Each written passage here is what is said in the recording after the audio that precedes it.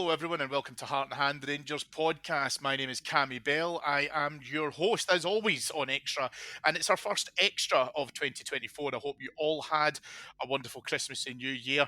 And joining me in my merriment of all things to do with Rangers as we look forward to our Scottish Cup opener against Dumbarton on Saturday, but also to discuss what's been happening across this winter break, is my very, very good friend, Mr. Simon Halloran. Simon, thank you for coming on the show.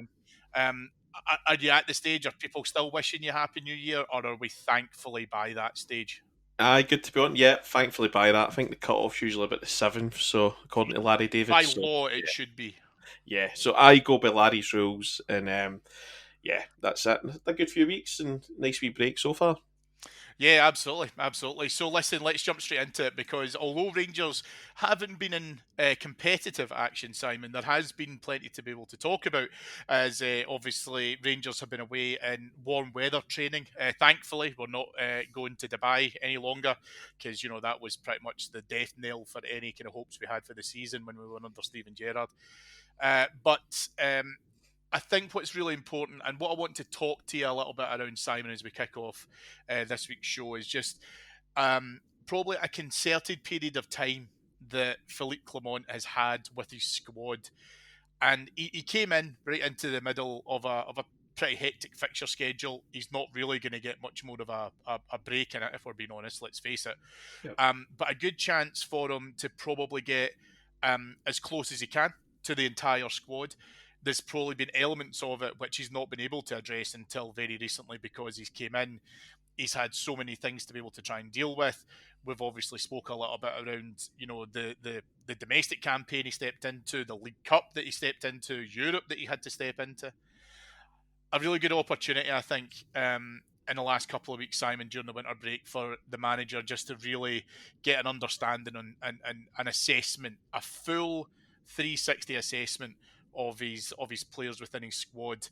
Plus, also we're within the transfer window. We will talk about that in a little bit of time in due course. But again, interesting that when you've seen and heard and read some of his comments, including up to Tuesday night following the 2-2 draw with Copenhagen at Ibrox, he has made a lot of mention around the fact that he's had to sit down with players. He's had to really make a little bit of a kind of under the bonnet review of where players are at and obviously their availability, etc. Yeah, I think he has. And as it's been, what, 3 months now? Just over 3 months since he's taken charge. And to be quite honest, it was we felt it was going to be a firefighting exercise to start with, but it's been anything but. He's totally turned the team around and got us right back in there on all four fronts fighting. Obviously, we've got one of them in the bag already, but yeah, for me, there's still questions over players that Clement has got a lot more out of.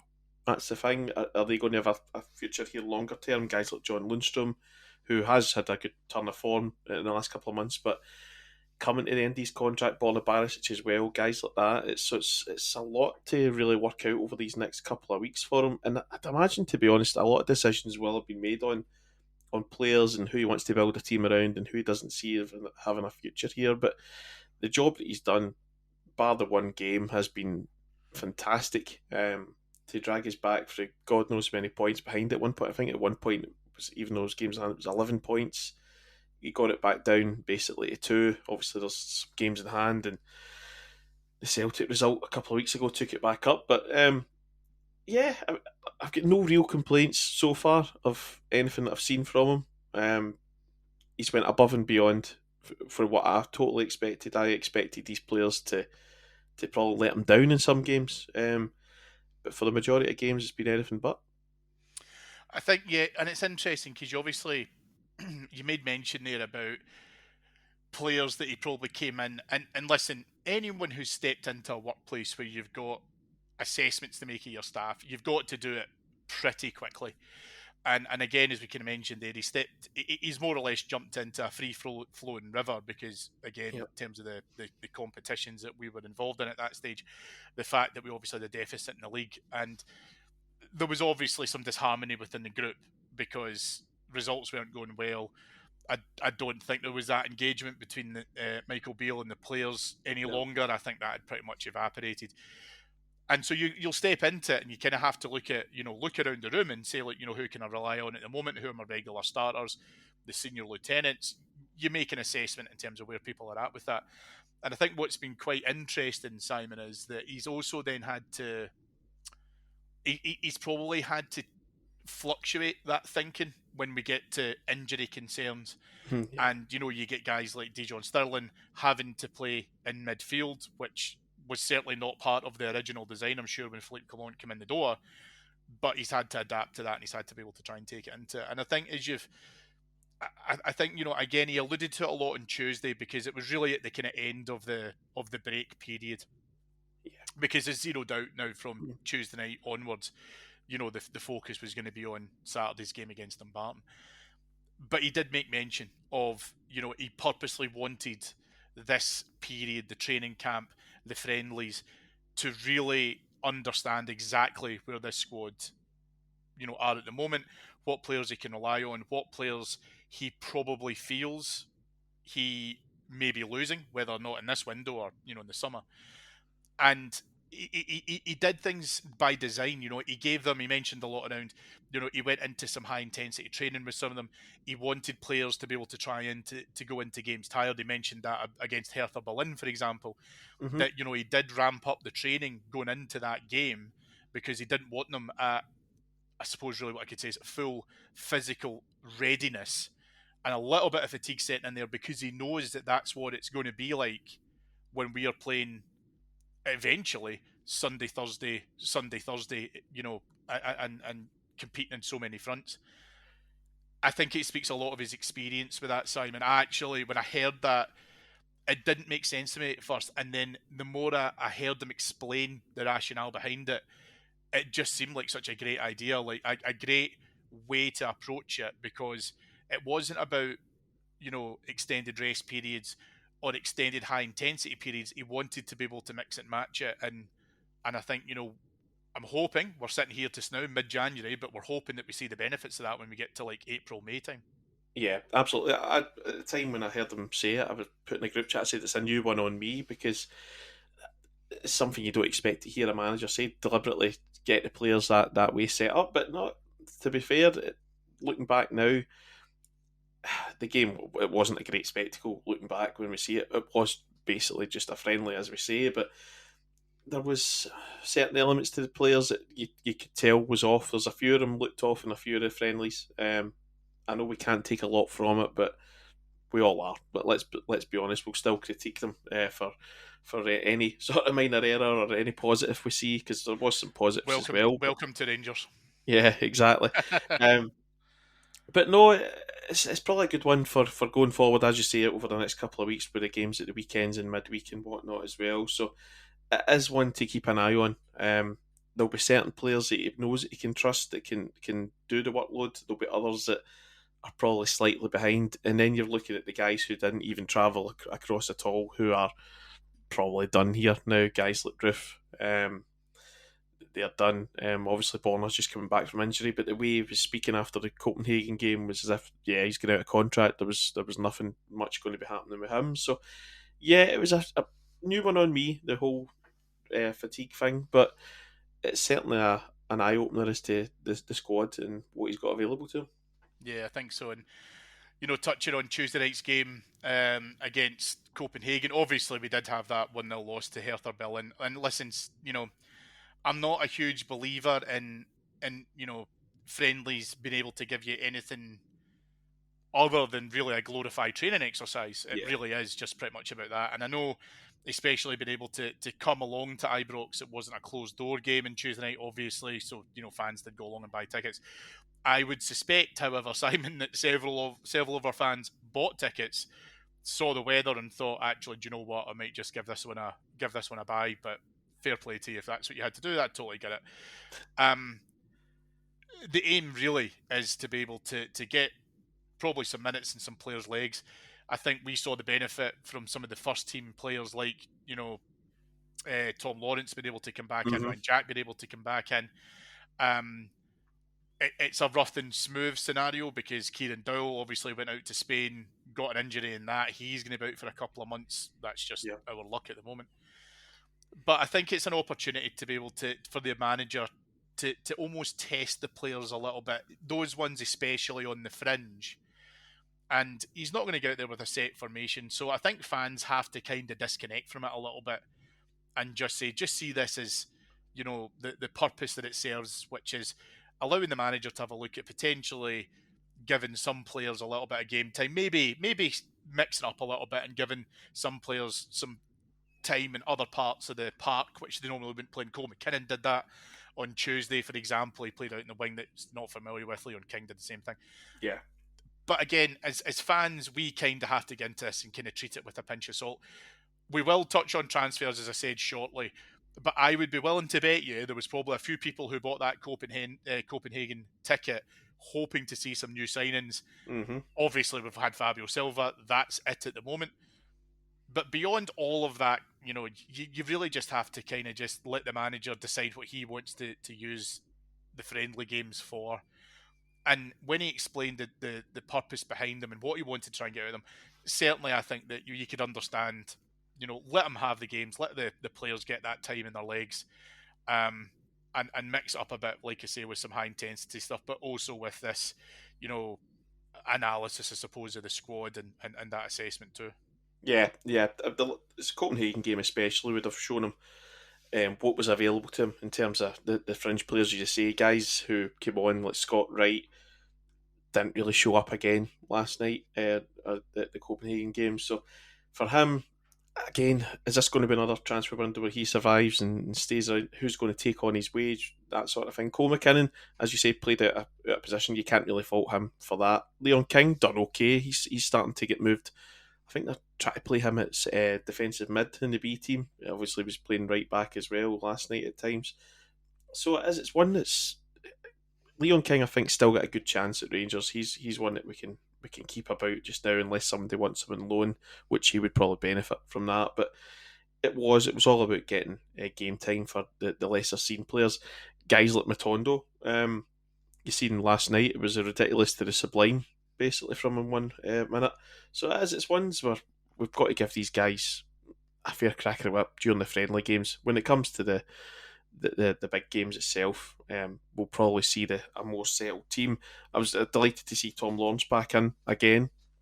I felt obviously he's going to be a wee bit rusty, but he's offering a lot more in the area than Todd Cantwell for me at the moment. I don't know what's going on with him recently. It's just performances are dipping. They're there 1 minute and they're not. Again, that's that sort of flair player where they can be inconsistent. But Fabio Silva, I felt, was really good at the hold up play and the linking.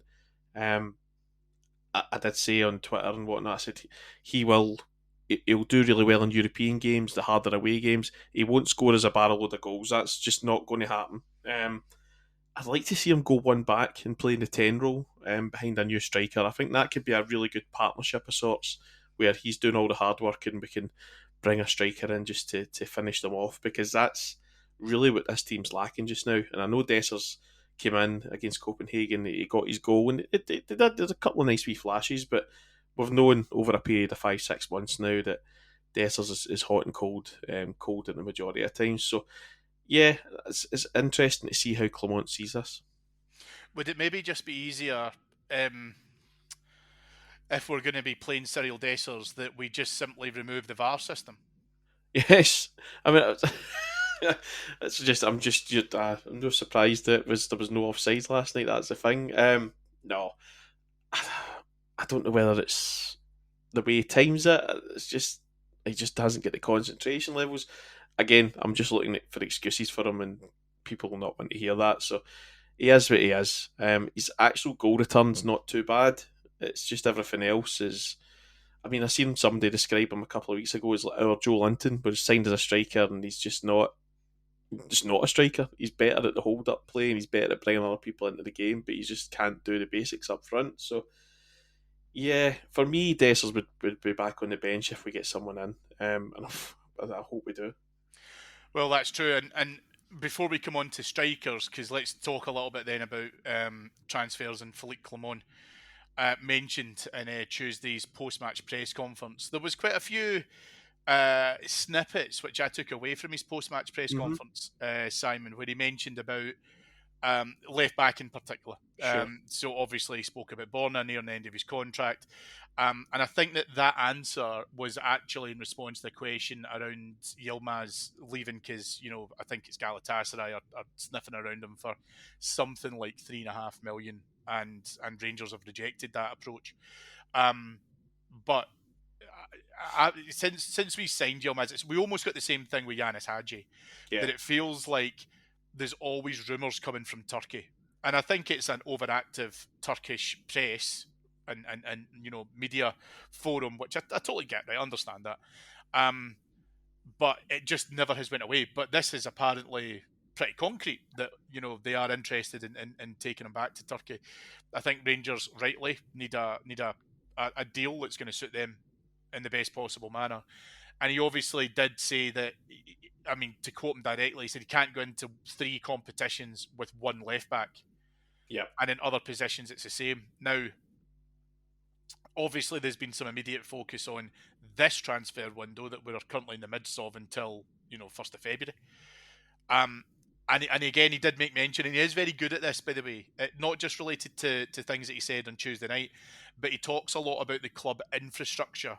And Yeah. he's spoken about that on other occasions where he, when being approached for the Rangers job and in discussions with the job, wanted to understand the different facets of who was in there. That'll obviously change because we've now got on board a head of football recruitment. We've made moves in that particular design. But it's clear that there is work which he is satisfied to an extent is happening. I wouldn't say happy, but he is comfortable that it's happening. But he also understands that these things can't be done, willy nilly. That there has to be due diligence, especially with us. And we're now in that wonderful paradox, Simon, of and this is totally true to Rangers fans, we want new signings and we want them in quickly, but we don't want to waste money. Yeah. And it's almost as if, well, that's fine, you can waste money by bringing in, risks, I'll call them. Mm-hmm. But at the same time, he has made mention to, I need players who are going to be consistently fit. We have said as a support, we can't sign players who have got injury records or prone to potential injuries. You can't have your cake and eat it. And I think that's where there is this kind of clamour around. We want to be able to bring players in now and bring new blood into the group. And as we've mentioned, there are strikers, probably midfield, left back, certainly. There's areas of the team that we really need to strengthen. Yeah. But we're now in a spot where we need to make sure that is going to happen by the 1st of February because, as we've already mentioned, we're in a 3-way dogfight now across a number of different competitions. Yeah. Ideal world would have it all wrapped up, as the manager said, before we went to Spain. Then we'd have had the 2 friendly games to get some players integrated into the squad. As fans, we're saying, what's going on? Moan. But that's the thing. It's football these days. It's different. You've got everything involved in the background, and we're not privy to any of the private conversations that are ongoing. Deals are fluid and they change all the time. So I think, in a way, we're over 2.5 weeks in now. Yes, we'd like to see some stuff happen quicker. One move can make it all fall into place. I mean, you look at Yilmaz getting linked with Galatasaray, and I think it was Verona as well in Italy. They were trying to put Josh Doig out to, was it Marseille? Then Marseille, I think, yeah. another Italian team showed their hand and offered a bit more, and they forced Doig to join them, and it does look as if he's going to, is it Sassuolo? So that should open the door for Verona then to come back in for Yilmaz probably. So that should set off a chain reaction, and I don't know if that's what we're waiting on, for a sale or for a loan fee or something for a player to come in, and then we can start getting the ball rolling. I would imagine the manager's more than aware of who he wants to bring in. It's probably playing a bit havoc behind the scenes, as we said. But you mentioned injured players, and that for me is a no-no. We've done that for the last couple of windows. We went down had an history of injuries, and players who were at one point very talented but had lost their way. That seemed to be our MO over a number of windows. Basically, when Ross Wilson was there, and then up to Michael Beale, even last summer, he signed players like Dowell who were constantly injured, once talented, and we were hoping to get a wee spark from them. From now, Fabio Silva signing, on paper, good enough signing, but he's not played enough games over the last year or so. Through no fault of his own, he didn't get a move at the start of the season, as we know. So I'm looking for, if a striker comes in, is he going to have played 10, 15 games this season? I don't think so. Again, this is going to be someone who's coming in on the fringes of their team, if that. So that's when I look at the recruitment side of things and say, what is our model going forward? Because for so long now we've had these players who are broken and we try to fix them. It's not worked. It doesn't work. Look at Kamara. We've tried. We get a good season out of him, and then we've had nothing but injuries since. Even Nico Raskin constantly injured. Tom Lawrence constantly injured.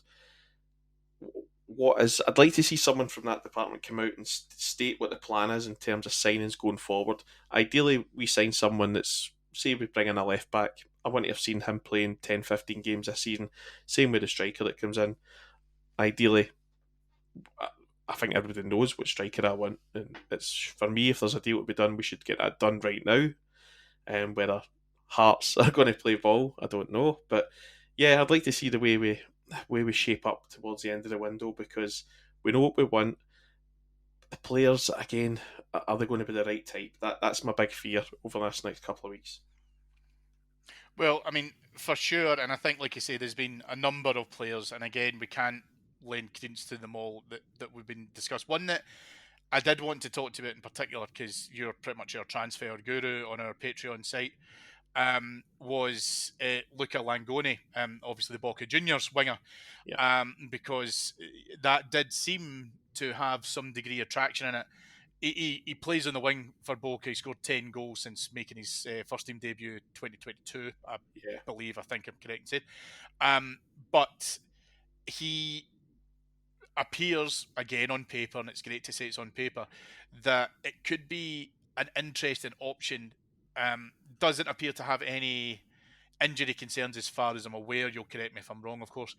But one that I think is definitely an interesting consideration, because there is always, and again, people of my generation will understand it when I say this, but there's always like that sexy element when you bring in a South American and all that kind of thing. But we've not had the greatest of luck, it has to be said, at times with some of our South Americans. However, the last one we got from Colombia was pretty decent, I will say. But all that to one side, it will be interesting to see if this move in particular materialises, because again, I think it's looking at a different talent pool. Yeah. It's been said that, Scandinavia, for example, there's certainly options that we can have out there that we don't really explore that much. Again, I go back to the aforementioned Colombian. Fair enough, it was Finland, but you know what I mean. But all that to one side, I think there's also a part to this where we need to get some of these deals in play pretty quickly, because I think that Rangers are a great club to be able to generate interest for other clubs to then potentially come in, and if they can offer a slightly better deal, then Rangers lose out on it. Yeah, I mean, in terms of is it Langoni, I mean, I had a quick scan this afternoon looking at the stats and the numbers. I mean, he's broke through over the last year and a half. The only thing is he's got a release clause in his contract, and I think it's like $10 million or something. So I don't think he's one that will pursue right now, unless it was a summer move and after we've wrapped up the league title, maybe. But that's the type of signing we should be aiming for, guys, from that market. And it does look as if we've had a few links from that sort of neck of the woods. I think there was a guy from Ecuador linked as well. So it does show that we're starting to put the net far and wide now in terms of the scouting. But a winger is absolutely fundamentally needs to be done. You already see the amount of pressure that we're putting on Ross McCausland. I just don't want to see him burnt out. He should be in for 2 or 3 games and then pulled out for a while, because even though he is 21, 22, he's still young in football terms. He's only played less than 15 full games for the first team. So he's a player who we've got to keep an eye on. We don't want to burn him out. He needs help. Guys like Scott Wright aren't giving him the help. If we can get funds raised to get him out the door, get that done. Guys like Matondo, who, again, hot and cold, I don't know if it's going to work for him here. Injury seems to pick up the wee niggles here and there, but we've got Sima away at AFCON. So yeah, we're definitely short out there. McCausland is carrying that area of the park on his shoulders, and I just don't think it's fair on him. So if we got some players in on that right hand side, especially, it would be good. I don't really know who it would be right enough, but unfortunately, the guy from Boca Juniors I think's a bit out of reach already.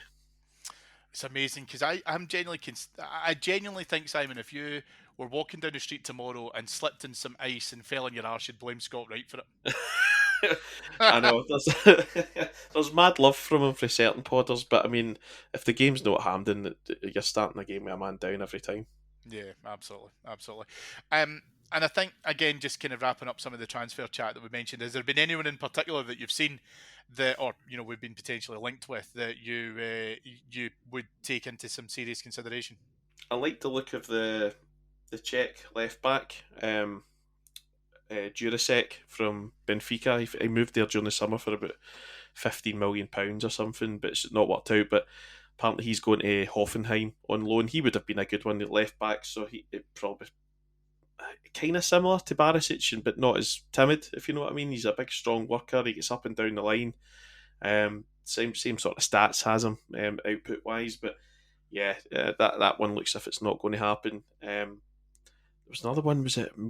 I heard a rumor about from midfielder from 20, Mikhail Sadilak, I think it was. Um, I think he's available in a Bosman in the summer. Somebody says that there was slight interest from us, so that's one to maybe keep an eye out over the next week or so, just in case. He's a Czechoslovakian international, plays for 20. He's been there for a couple of years now. He's not a goal scoring midfielder. He chips in now and again, but he's probably more of a defensive mid, and one that to look at is for maybe a Lundstrom replacement in the summer. Um, in terms of up front, it's been you've had the Batshuayi story, and that was obviously denied. Um, he scored the other night there, I think, for Yeah, they don't score something. They just got a hat trick. Was it 4 goals or four something? It was goals in something a cup crazy. game, I Yeah. think, over in Turkey. So a bit of everything. The goals were the headers, tap ins, the lot. So and then that was denied. So you're thinking, who's not been denied? That's the one I always look for when the club doesn't deny anyone. So they've not denied Shankland yet. I know I'll keep banging the drum. Is there a deal to be done with Hearts? We don't know. People keep saying 5 million, this that, but yeah, I think if you offered Hearts £2.5, £3 million, they'd start to sweat a little bit. Yeah, it's interesting because obviously been linked with him pretty much consistently across the course of the last few months, and we Yeah, seem to have kind of went round and round a little bit. And I won't contradict myself from what I said earlier on. Silva, I didn't think looked great. When I seen him in the flesh on Tuesday night, it was my first opportunity to do so. But again, I don't know what he was asked to do. I don't know yeah, what role he was asked to play. He it took was a very. Yeah, I was going to he, say no. he, Sorry, Cammy. he looked like he took a sore one, and at first when I saw it, because obviously you and I were at the game on Tuesday night, when I saw it, I thought, Jesus, that looks really serious. And then he got a bit of treatment, and then he was back on a couple of minutes later. Yeah, He's going to take some knocks in Scottish football, so he's going to have to just get used to that. Um, so I'm going to give him time. He's not really played any competitive football for us, really. So I'm just perfectly happy to let that kind of settle to now, and we'll make that assessment on him. The manager will obviously make that assessment on him and allow him the chance to settle in. But yeah, it definitely will be interesting to see what business we'll conduct. I am going to say, Simon, I do want to put on record that I very much believe the board are aware of how critical it is that we get this yeah, done. yep, Um, and now that we've shown, and I say this with the best will in the world, but now that we've shown that this group of players can win a trophy, I think it actually gives us some more backing, somewhat, in a kind of weird connotation, but it actually gives us some more backing to say, look, this is what we can achieve, but we need help for yes, the next milestone. We need help to be able to stay within this league race. We need help to be able to try and navigate our way through the Scottish Cup. Everyone's saying, don't worry about Europe. We're in the last 16. It's not till March. We'll worry about March when we get there. I understand that, but I think the manager can make a case to say, how seriously do you want to take the Europa League, because I've got zero doubt that when he was going through his recruitment, and the club were talking to him about, Europe's massive for us, what do you think you can do here and stuff. I think a big draw of Philippe Clement to the club was his European experience. I think that was Mhm. part and parcel of it. So I think the board understand why it's really important for us to be able to make that investment. But it's just so difficult to do because it's been like the good shit money after bad, Yeah, because of the fact that we've just wasted so much capital in some of these players, and you're either injury prone, you've not hit the ground running, you've not lived up to your potential through one thing or another. It's just so difficult for the board to be able to then say this is, but it has to happen. It has to no, it happen. must. It must. I mean, the managers surely earned their trust after these last 3 months, where we've came from nowhere. We've won a trophy. We've won the Europa League group. We're a couple of points behind in the league, with a really good chance of still doing something in the league. So they've got to back him. If he asks for 3 players, make it happen. That's what we need. We're going to need a left back if Yilmaz goes. Ideally, we get a winger. Ideally, we get a striker. And you look at our strikers just now. I mean, Danilo's going to be out. He's not going to be back for the rest of the season. Kamar Roof is done at Rangers. He's finished. So you've really got Dessers, and Silva's just in the door, and he does look as if he's going to be playing that sort of hybrid role all over the park, really, all over the front line. Sorry, so he's not really going to be your out and out number 9. So if they want guaranteed goals, they hand the money over to Hearts, and that could be the difference between winning the league or not. Because if he's in and around the box, you're going to get 10, 15 goals in the league, and he's a player that can regularly score goals against Celtic. They're hard to come by these days in any walk of life. Any player that's got that knack of scoring in big games. Look at Furuhashi; he does it all the time against us.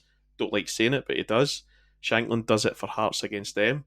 So it was like when Morelos he had Hearts in Aberdeen, teams like that, and on toast at times. So yeah, it's one that we've got to look at. If we want to be serious, we've got to get the striking partner in for Silva. And let's just go for it, because it's there to be won. The board have got to back the manager. We can say so far this window's been a bit disappointing, but we've still got time to turn it around, and we've got 2 big games coming up.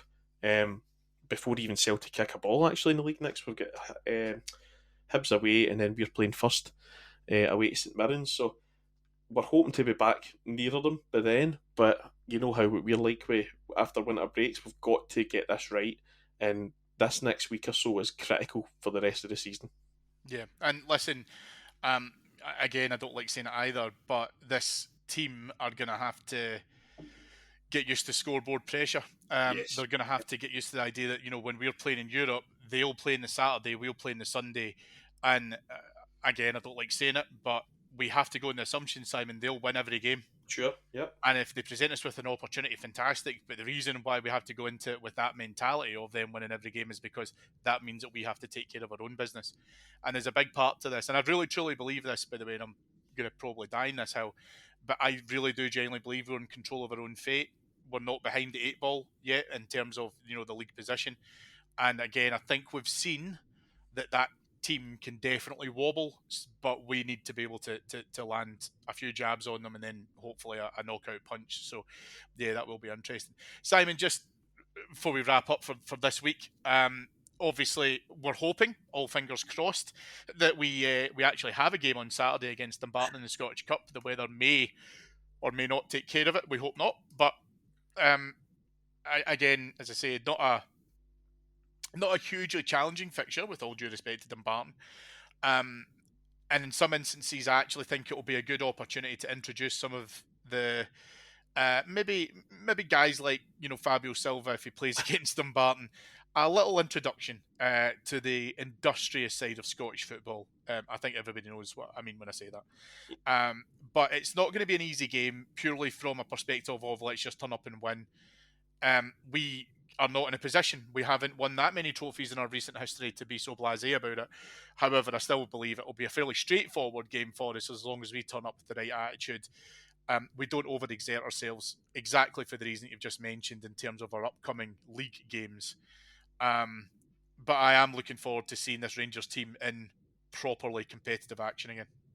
Yeah, as you say, we won't show any disrespect to Dumbarton at all, but you've got to take into account that it'll be the elements down there. It's very exposed down at the stadium, also right on the Clyde, and I think it's to be pouring down all weekend. So that's the forecast. So that might be a wee bit of a leveler, but as you say, if we get our game heads on, we should be looking at 4 or 5 goals in a pretty routine win into the next round.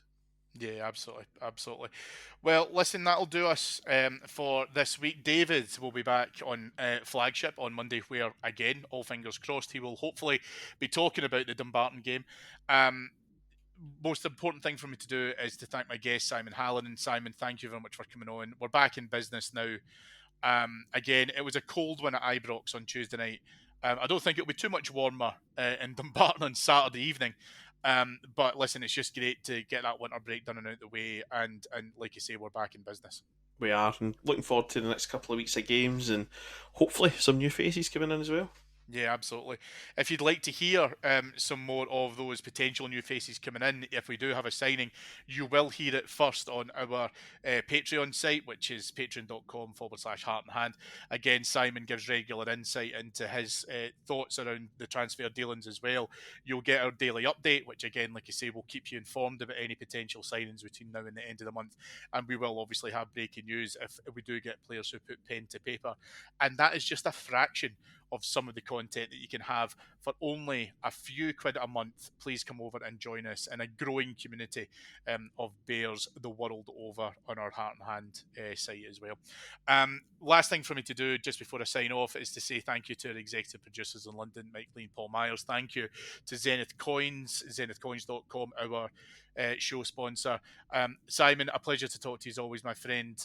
I'll be honest with you, I'm just looking forward to jumping into bed with an electric blanket on. It has been that cold this week. Yes, I am the same. I've been at work all week. I'm looking forward to a nice wee quiet weekend as well. So yeah, touch wood, the heat's up as well. Yeah, absolutely, absolutely. Whatever you're doing this week, folks, please make sure you stay nice and safe. Please don't have any slips or falls or bumps or anything like that as well, because it is a bit treacherous over here in Scotland. And we will speak to you again on Monday. Thanks so much now. Bye bye.